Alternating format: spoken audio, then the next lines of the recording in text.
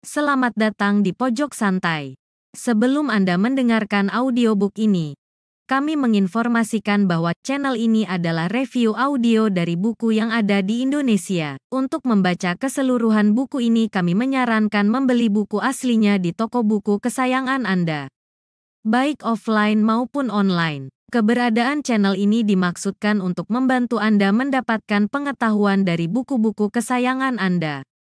Jangan lupa untuk subscribe, like, dan komen. Selamat datang di Pojok Santai, channel khusus yang membahas komik dan novel dengan cara asik. 3 pendekar wanita bergabung untuk menghabisi Suto Sinting alias pendekar mabuk. Siapa saja mereka? Yuk langsung saja disimak video berikut.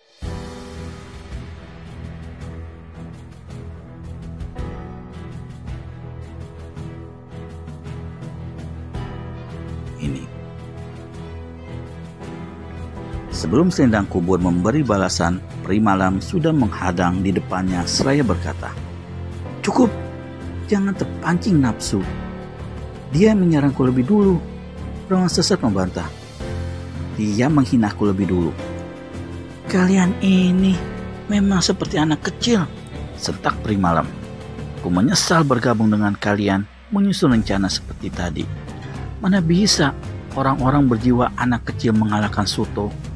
Untuk mengalahkan pendekar mabuk itu, bukan hanya ilmu tinggi yang dibutuhkan, tapi juga jiwa dewasa dan otak cerdas." Selendang kubur menghembuskan napas pelan-pelan walau matanya masih memandang tajam pada perawan sesat. Yang dipandang hanya tersenyum sinis dengan sikap siap tarung kapanpun juga. "Jangan dulu kita berselisih sebelum cita-cita kita bersama tercapai. Jika belum kita sudah saling bunuh, lantas kapan kita bisa bunuh Suto Sinting itu?" Omel peri malam yang bertindak menjadi orang yang lebih dewasa dari mereka, walau sebenarnya ia hanya sebagai penengah saja.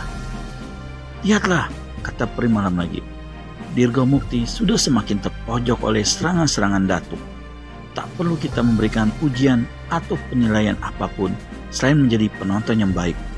Selendang kubur bahkan berkata, "Seharusnya ia bisa segera cabut senjatanya itu. Dirgo Mukti mempunyai senjata kapak yang cukup hebat sebenarnya. Kalah hebat dengan pedangnya Datuk Maragadai. Kulihat sendiri kehebatan pedang itu saat ia mengalahkan Cadaspati di tepi sebuah sungai," kata peri malam. Silakan tonton serial Pendekar Mabuk dalam episode Dara Asmaragira. Perawan sesat kasih pendapat, "Orang-orang seperti mereka jelas tidak akan semudah itu mencabut pedangnya. Hanya pada saat-saat terakhir dari pertarungan itu ia akan mencabut pedangnya." "Aku berharap Dirgo Mukti kalah dan mampus di tangan Datuk," kata peri malam. "Aku juga," saus selendang kubur. "Aku harap juga begitu," selah perawan sesat. Ternyata kita sama-sama punya kebencian pula dengan si Sontoloyo itu. Mengapa kita tidak sepakat gunakan Sontoloyo untuk melawan Suto?" Ucapan peri malam itu membuat mereka saling memandang. Perawan sesat dan selendang kubur sama-sama tatapkan mata ke wajah peri malam.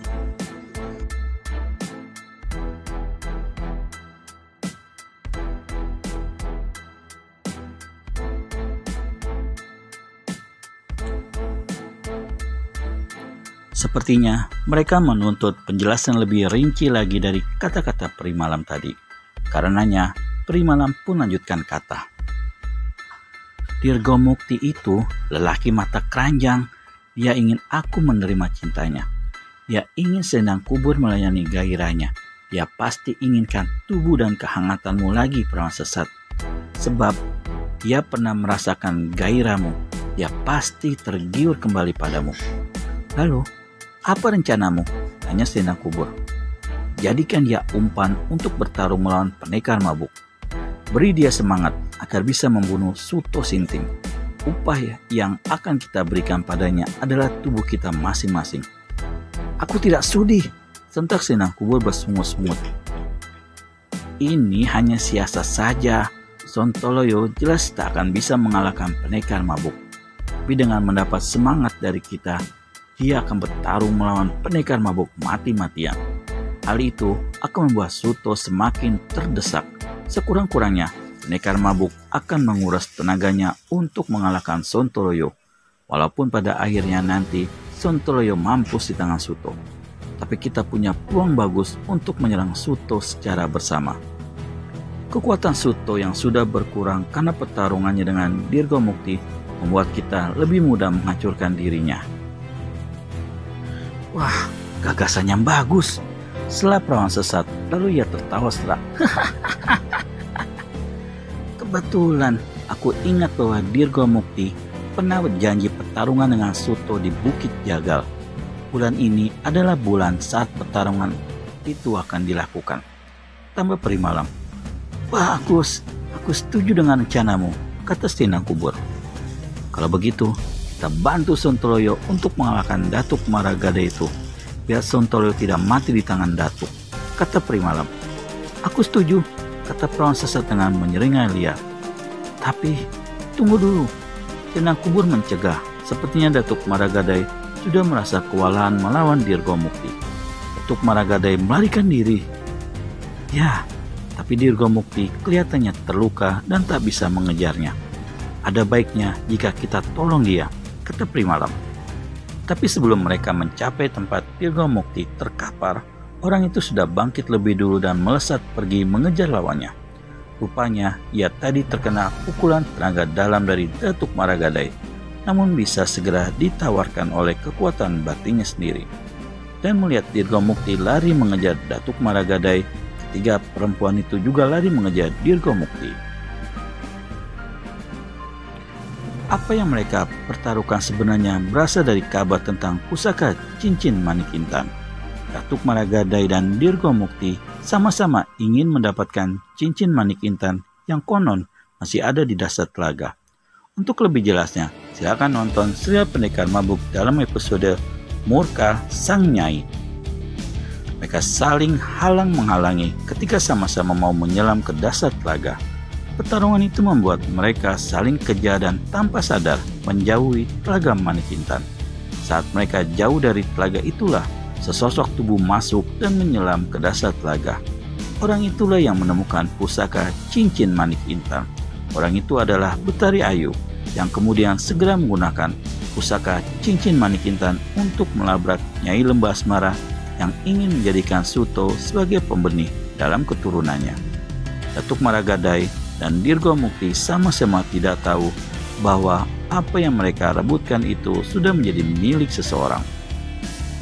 Bahkan ketika Datuk Maragadai meninggalkan Dirgomukti, dalam benaknya ia merasa lebih baik meninggalkan pertarungan dan segera menyelam ke dasar telaga untuk mencari cincin manik intan yang dahsyat itu. Jika cincin manik intan berhasil ditemukan olehnya, maka urusannya dengan manusia Sontoloyo itu akan cepat terselesaikan. Pasti lawannya itu akan mati dan hancur oleh kekuatan pusaka manik intan itu. Karena Datuk Maragadai tidak tahu bahwa cincin itu sudah ditemukan Betari Ayu beberapa saat berselang, maka ketika ia tiba di tepi telaga, ia langsung saja menceburkan diri ke permukaan air telaga dan menyelam ke kedalamannya. Lama kemudian Dirgomukti tiba pula di tepi telaga dan mencari lawannya. Memandangi sekeliling telaga, ternyata tak ada sesuatu yang mencurigakan. Air telaga pun tampak tenang. Pikirnya, sebelum Datuk Maragadai menemukan diriku, ia harus sudah lebih dulu mencari cincin manik intan di dasar telaga. Mampuslah kau, tukang gadai. Jika kutemukan itu lebih dulu, akan kuhancurkan mulutmu yang sangat kubenci itu, kata Dirgomukti. Lalu ia pun melompat dan terjun ke dalam genangan air telaga.